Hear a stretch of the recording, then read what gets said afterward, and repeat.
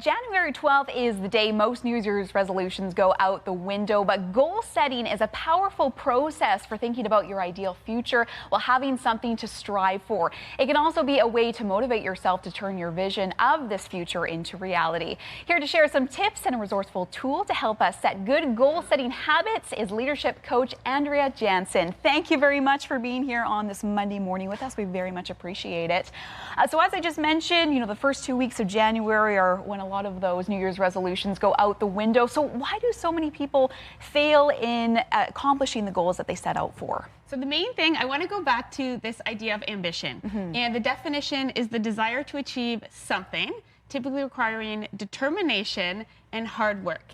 And where people fail is they haven't defined what ambition means to them. So when it gets hard, when that setback happens, it's not worth the hard work to get through it. Right. So finding out what your ambition, and it gives you something to strive for, something to work towards. Yeah, and it's different for everybody. So it could be about connecting with people. It could be about service. It could be about leadership, adventure, sharing, building community. It could be anything.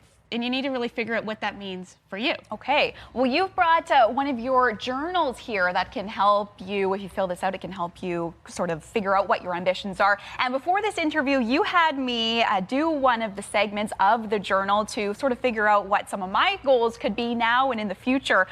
So just to give people an idea that we did do this ahead of time. So where would you start with me when it comes to figuring out what my ambitions are? So one thing I think is really cool about you is that you wanted to be a morning show host since you were a little girl, and here we are today. You're doing it. Your dream came true. And the other thing I thought was interesting about you is that you're working on this project with high school students to help them figure out their goals, their dreams, and their careers. And I'm curious, what was it about journalism, about being on a morning show that motivated you to take that step, put yourself out there, take the risk, and put in the work to make this happen? I love this. We're changing roles today. I'm getting the questions asked to me. I think for me, I figured out at a young age that broadcasting was my passion. I started in broadcasting since I was 16 years old, and I realized it kind of gave me this voice to be able to share stories that were important to people around me. I've been a volunteer for a lot of my life as well, so I was kind of able to combine all of that into one job. So is it really about the story? Is it about amplifying that story and giving other people a voice? Is that what gets you up every morning? I think certainly it is for me. I think it's about sharing those stories that are important to the people around us. It's about meeting your neighbors and talking and finding out about what makes people tick. And for me, I think that has been a big part of my journey. I've always really focused on community stories and getting the word out there about different volunteer initiatives and doing the work with high school students as well. So yeah. So that's really what it is. So for you, if you're thinking about what your goals are for this year, it's really about how do you take that story, that thing that drives you, and how do you set a goal around that?